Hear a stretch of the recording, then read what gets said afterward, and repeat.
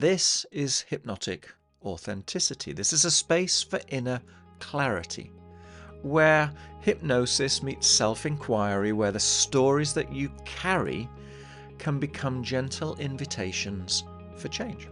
We're going to explore identity, emotional harmony, and authentic living through subtle, mindful approaches and a really, really good sprinkling of hypnosis. So take a slow, deep breath and let's begin. I'm going to talk about games people play. And I've got a really vivid example of that because I was at a sort of what you might call a sort of a networking event a couple of nights ago where everybody appeared to be playing their role. And so I'm going to explain to you what games people play are. And if you haven't come across it before, you may suddenly be shocked at how you see this kind of everywhere around in society. And you know, me included, everybody included, because it's kind of automatic. It's something that you learn in childhood, in the family system. So let me start off with what games people play are, and then afterwards, I guess we're going to go into the scripts that people play out their life by as well, because these two are linked. So games people play are mechanisms by which people can interact with other people without, I was going to say stepping on other people's toes, without engaging in difficult, uncomfortable subjects. So it's like, Shakespeare, all the world's a stage. It's like people find a social situation, they slot themselves into a role in that situation, and they perform. And they perform the role particularly well because it's one that they've learned since childhood. And they are hoping that the recipient of their game understands the game and reciprocates back. And so the two of you, or the multitude of you, all end up on autopilot playing the parts of the roles in order that the game proceeds to a predictable end when nobody gets hurt. Everybody feels safe. There's not really any achievement to it. So, so my example basically is small talk in a networking event where people are there to kind of explain who they are. So they start off by telling you about their job, which is not really who they am. Maybe it is if it happened to be their calling in life, but for most people it's not. It's a small aspect of their personality, but it's something that people can talk about very easily. It's non-threatening, and it's also kind of a way of showing off a little bit, yeah. So you can deliver a line, and I know it's going to occur. Okay, I've got no problem that it's going to occur, but what I like to do is to try and, well, at the very least, invite people to go a stage further, to become authentic. So you can learn a lot about games people play from a guy called Eric Berne, B-E-R-N-E. He actually wrote a book called Games People Play. He's the forefather of what's officially called transactional analysis. He had another delightful little book which is called What to Do After You Say Hello. So if you want to look at him, you can do. What I just said remind me of another book which is called Nonviolent Communication, written by Marshall Rosenberg, which in a similar vein is kind of getting people to have an authentic conversation. So Marshall Rosenberg's example is that basically he's in one of these small talk environments, and he basically apologizes to the people in the group. Imagine he's there with 5 or 6 people, and they're all politely talking about subjects which make everybody feel absolutely nothing. And so Marshall pipes up and apologizes and says, I'm terribly sorry, but this conversation isn't really doing anything for me. It's not really delivering. I'm not feeling any spark inside of myself, you know? What I'm really looking for, what I would love to hear from you, is what's alive inside of you, you know? The meanings in this moment that are relevant to you. And let's see if that reverberates with me. And let's see if we can create a little spark, a little diamond, a little piece of fascination or joy or curiosity, friendship. Okay? And I really resonate with that story. This is what I want when I go to these events, right? When I go to these events, I just want to meet friends. I want to identify someone that I've never met before in my life that for some reason or other is fascinating, intriguing, challenging, playful, open-minded, that I can have a witty, delightful kind of interaction with. So this idea of doing small talk and being polite and dancing around the edges of everything which is meaningful is just remarkably off-putting to me. It leaves me cold. So for me, basically, once I permit people to do this, to do this thing, to play their role, because it's kind of inevitable, right? It's almost part of people's psyche that they want to invite people to play this game because it's non-threatening, it's safe. When you're meeting a stranger, it's not comfortable to expose your vulnerability, to expose your truth. You kind of start with these rather neutral elements in order that you can gauge from the other person if it's someone that you do want to kind of offer up something of your inner circle, or if you simply want to stick with the banalities. Okay, so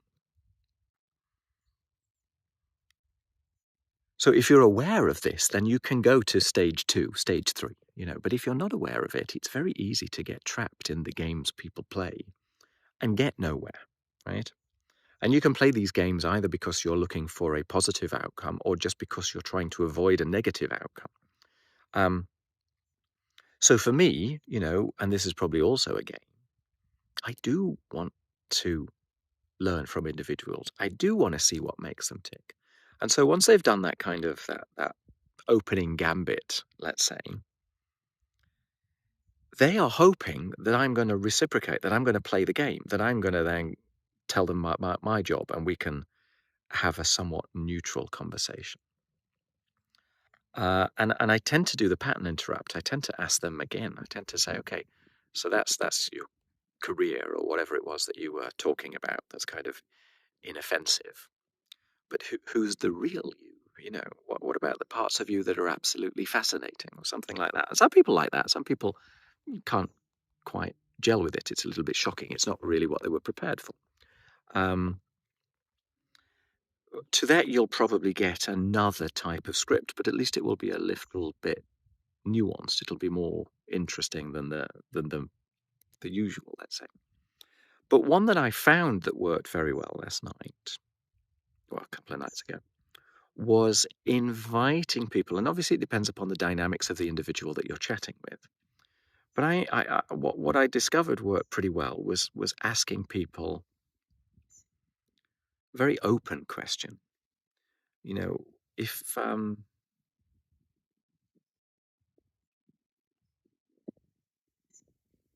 if you had the opportunity tonight, what would be the best outcome that you would hope for from this evening? Or depending upon the playfulness of the individual, imagine you've got a magic wand. What would be the best thing that you could find out from this evening, that you would get out of it at the end of the evening? And then most people they think, and they kind of will come back with something. I don't know, it'd be somewhat interesting to learn something new, to end up laughing like I can't recall the last time I'll ever laugh so much, whatever it may be. And then you have a connection, right? Then you have a spark of vitality. Then you have an opportunity for joy. So That's the kind of the antithesis of the games people play. So let's get into the guts of the games people play. Okay, so what is going on here is this is a learned apparatus that begins in the family situation when we're very, very small. The family is a system. Every person in the family, and this could be like the um, the nuclear family, your family at home, or it could be the extended family. It can easily you can look at many systems that we'll go on to, but this starts before you're too young to realize. So we'll stick with the family situations: mum, dad, assuming brothers, sisters, whoever it may be that's there, and everybody is already playing a role in the game because they've been there longer than you, right? They've all established their positions. Maybe dad's very jocular and very jokey, and mummy's very caring and soothing. I'm just playing a stereotype, and then there's a brother who's already 10 years old who's trying to be boisterous and strong. Who knows, whatever it is. And you come along and you have to fit within the system. So you kind of subconsciously understand the games that other people are playing, and you find your own games that fit in, right? And these games can be the victim, the player, the hero, the rescuer, the risk taker, and it depends upon what you think you're going to gain approval from other members and how they are going to respond to you. But the end result is that you learn these ways of playing roles within the family environment. You can see this really, really easily when guys go out to the pub, right? You can see the roles being played out, the games being played. And what is going on is that player A plays a card in the full knowledge of the game which is being played and the response which is expected from the other party. And then you hope that that response comes back. And if you do, then the two of you or the five of you can then go down that tunnel as far as you wish to go. Yeah? So everybody gets a predictable outcome. So it's safe, it's comfortable, it's understood, it's predictable. It allows people to have an interaction, but you don't really get anywhere at the end of it. Okay?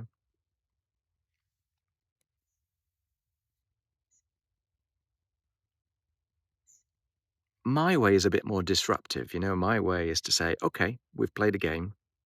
Can I invite you to play a deeper game? It doesn't mean not playing a game at all, but can we kind of get real?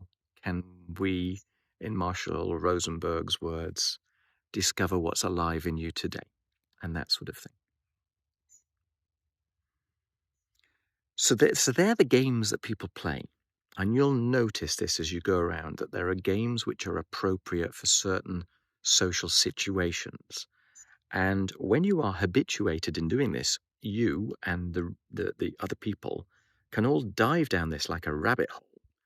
And before you know it, you're just playing these games. So what I'm encouraging you to do is actually to simply take a step back, much like everything else in what I'm doing, really. We're back to the considered life. Consider what it is that you're doing. If you find yourself running down one of these rails, if you find yourself suddenly playing a game and you're kind of thinking, is this me? Why am I doing this? Look back on the roles that you were playing in your family life, because I'm pretty sure that there'll be a reason for it, right? That it's relatable to something earlier in life. So that's one side to the games people play. That's a rather short-term affair, right? That is an appeasing strategy. It's a way of soothing yourself and of fitting into a group without ruffling any feathers. There is a longer-term element to games people play, which are these scripts that we live our lives by. And this is kind of touching onto the ideas that I discussed in another video about archetypes. Okay, so we have archetypes and stories, a bit like fairy tales, that we kind of identify with. We identify with very vividly. And And they can be the same kind of underpinnings to the games people play. So they can be the victim, the rescuer, the hero, the player, the magician, the creative one, all the, the nurturer, many, many things like this. And what happens is they fulfill certain needs inside of us, and so we come to identify with them.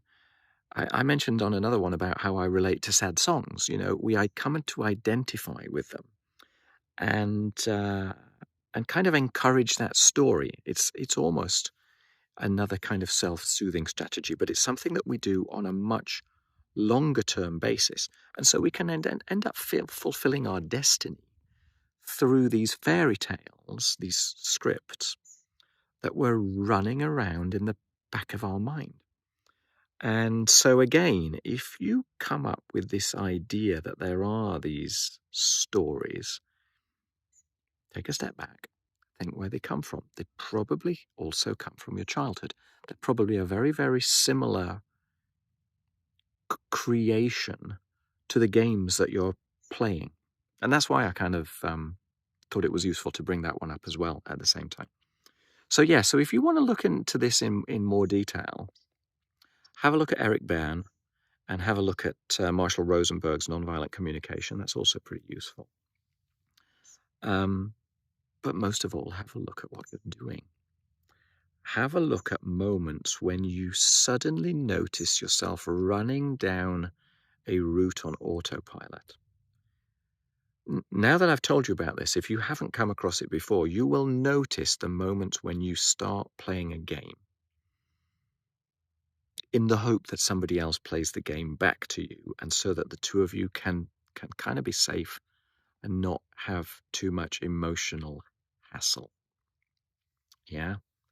Which is a choice. That's perfectly okay if you choose to do so, but as long as you're aware of it, because you don't really progress from it, you just end up doing what you did yesterday.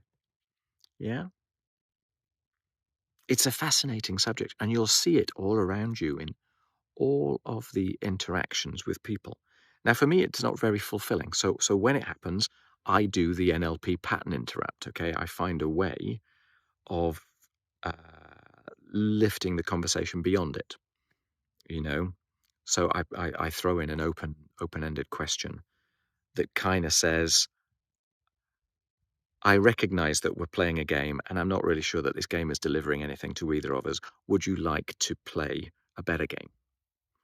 And see what happens. And some people like it and some people don't. And that's okay, because what happens is you end up reverberating with people that reverberate with you, right? When you're playing the game and you're being completely automatic, well, then nobody really understands who they are. And so you don't really get anywhere. Yeah.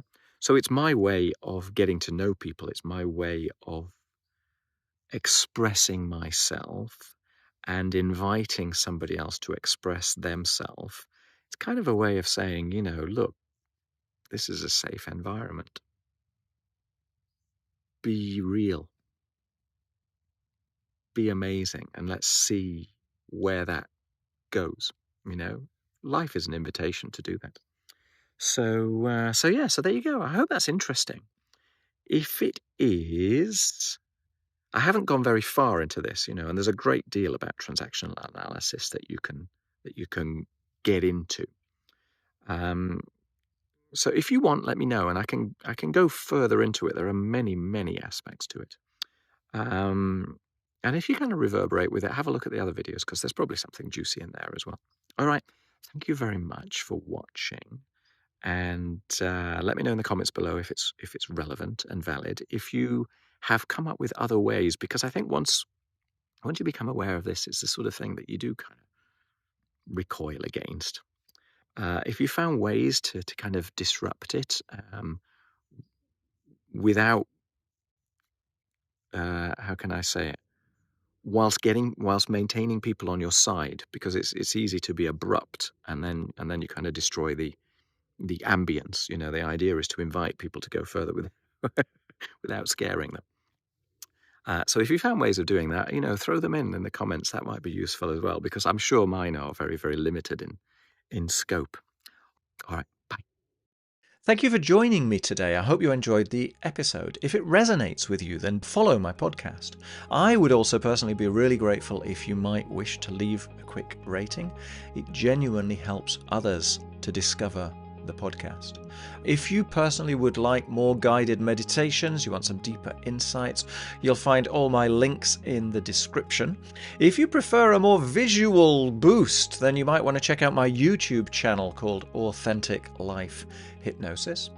And if you're looking to do some deeper work that goes beyond one-way audio, then obviously you're very welcome to reach out. Equally, if you have any questions, I'm here to help. Thank you for listening, and I'll see you in the next episode.